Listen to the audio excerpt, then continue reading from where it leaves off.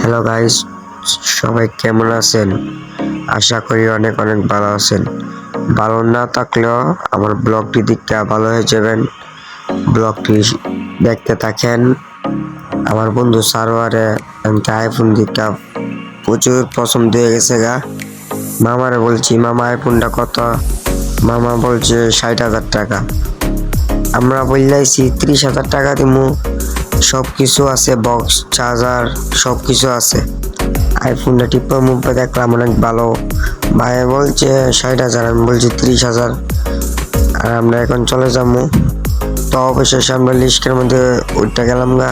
আমি সারো আর লবিউল। সারো অনেক খুশি আইফোন কিনবো।